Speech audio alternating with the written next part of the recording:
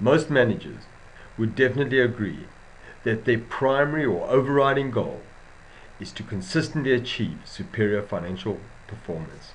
Yet, if you think about it, do we have an effective way to achieve this key objective in our organization?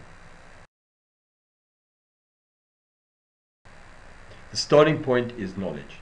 Knowledge is the key. It is the key to identify the true causes. When we know what the cause is, the solution becomes a lot easier.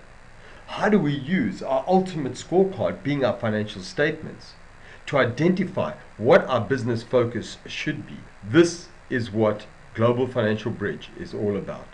And our starting point is the one-page financial scorecard. I hope that you would allow me to take 5 or 6 minutes of your time to show you how your financial statements can easily identify the key areas of dysfunction and allow you to align those areas of dysfunction in order to optimize your financial performance. Our one-page financial scorecard takes the standard income statement that we all understand, our standard balance sheet, but more importantly, it connects both the income statement and the balance sheet to those environments that focus on performance and our ability to create value in our organization. This allows us to clearly communicate our financial statements based on really 5 key chapters of our performance story. The first chapter is all about growth and how we optimize our growth, and more importantly, about what our growth quality is. Then we look at chapter 2 being how this growth impacts our ability to create superior profitability. Chapter 3 talks all about working capital. So now we're starting to integrate the impact of the balance sheet on our financial performance. And in chapter 4, obviously, cash is king. So what this allows us to do is to look at the dynamics of growth, profitability, and balance sheet, and how that impacts the effectiveness or otherwise on our cash. And lastly, as we said, we've got to talk about value and our ability to create value. This is measured through a metric called return on capital employed. So let's take you through a quick overview of our financial story. Well, this business has grown by about 12.5%. So is this good or is this bad growth? Well, immediately we notice that our earnings before interest and tax has gone from about 5.75 cents in the revenue dollar to approximately 5.3 cents in the revenue dollar. So in fact, we've grown our business and yet our earnings quality has actually declined slightly. So maybe there is an area of dysfunction sitting essentially in chapter 2 of our story.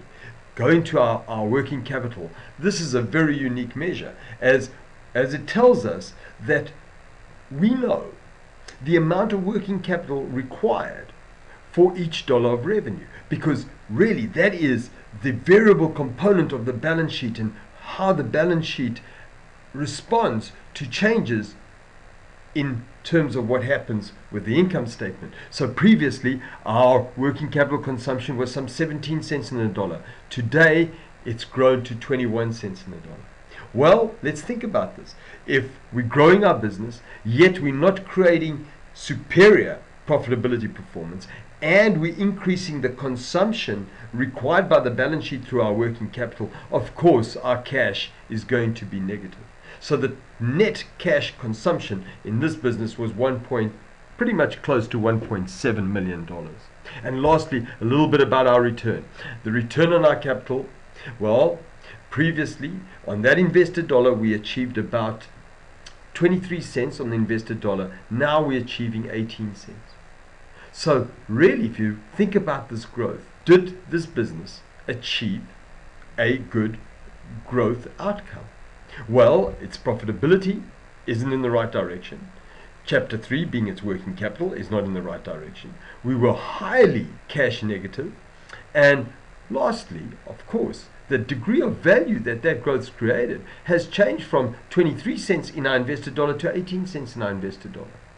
So the first thing is, let's see how effective additional growth would have been on our financial structure. If our plan was in fact not to grow by 12.5%, but more to, let's say, 15% growth, how would that have impacted our financial performance? Effectively, what we have here is a decision point. Is this a good decision? Or would it have been a good decision to have stimulated our growth to that 15%? Unfortunately, it is very difficult to say. So we have to have a way to communicate and isolate the impact of making a decision. Well, simply all we do is we just press that net change button on our tool, and this will isolate exactly the impact of that additional growth or that exact decision. If we were to grow by an additional 2.5%, in other words, the 12.5% to the 15%, our revenue would have increased by $1 million. And as a result of that, our operating profit, as measured by our earnings before interest and tax, or EBIT, would have improved by $201,000. Remember, that's just the net impact of the decision, so this is just the net difference. That $1 million gives us an additional $201,000. Let's go and evaluate the decision. This would have improved our operating profit by some 0.3% on the revenue dollar. It would have improved our return on our business by about one percentage point, or 1 cent in the invested dollar, 1.3 cents in the invested dollar, in fact. Now we're in a position to evaluate the effectiveness of this decision. Well, would we invest approximately, let's call it $9,000 to achieve an additional $201,000 worth of profit? If we have the available cash, of course, or the available funding, of course we would make that decision. We have an easy way to interactively communicate how a decision would impact our financial performance. Yet, if we go back to our original numbers by pressing the undo button, what we could rather do is say, well, what if we only grew by 6%, yet through some very specific value engineering strategies, we managed to increase our price by 5%. Would that have been a more effective growth strategy than what we previously had? Once again, let's have a quick look in relation to our isolating that strategy and identifying the impact of that strategy. Well, of course, if we reduce our volume, we will sell less units, hours, whatever the unit metric is. But because of the price improvement, our margins increase to nearly $1.5 million. Our net operating profit after those variable costs increased by pretty much $1,480,000. And look at our cash. Wow! There you can see it. An immediate cash impact or improvement of $1.8 million. Now we can really get a perspective as to what is good and what is bad growth. Where should our focus be? On value engineering or on volume? Very simply, we can identify how that additional cash would have come from simply by going into our cash management environment, which clearly shows us 3 key areas to review our cash performance. The first environment tells us what is our actual cash flow. The second environment tells us what would our cash flow be based on different strategies. And of course, the last environment tells us the net impact of that cash. Moving from cash back to our scorecard. Once again, let's just give you a quick overview as to how various areas of dysfunction really impact our financial performance. As we said, we've grown by 12.5%, yet our profitability was in slight decline. Why has that happened? Well, automatically in our profitability window, we can notice that our margins have gone from 28 cents to 26 cents in the dollar. What was the impact of margin destruction? Well, let's just bring our margins back to exactly what they were in the previous period and actually measure that impact of margin destruction. The fact that we have reduced our margins by 2.4 cents in the revenue dollar, or 2.4%, has actually cost us, before interest and tax, some $1 million worth of profit.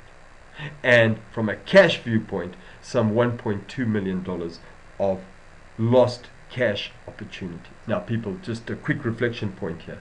what this really does is it allows us to communicate, to connect the various powers of the people who are pushing volume versus the people who are pushing more the value added or the price environment. Allow us to clearly understand, how do we create the most value for our business?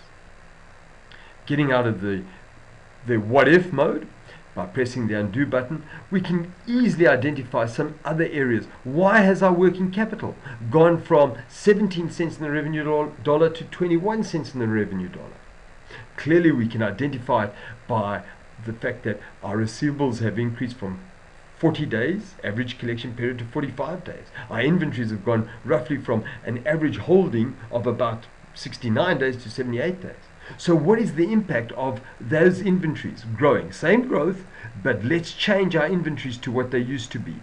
Let's have a look and see what the impact would be due to the fact that we maybe mismanaged our working capital slightly. Well, 9-day improvement in our inventory is $870,000 of lost cash opportunity. In other words, our bank account, this is key, our bank account would have been $870,000 better off today if we kept everything the same, but the only thing we did is we managed that growth based on the same inventory. Back to our original numbers. I think in this very short space of time, you're able to identify how the power of communication can potentially influence and motivate both ourselves and our team to truly focus on those areas where our financial performance is up. Thank you for your brief overview of Global Financial Bridge, and we truly hope that the next time you look at your financial statements, you do it in a way that allows you to connect what you're doing in your business with your ultimate scorecard. Thank you for your time. My name is Andre Geen. I would love to be able to give you a presentation on your numbers and see how this potentially could impact the performance of your business.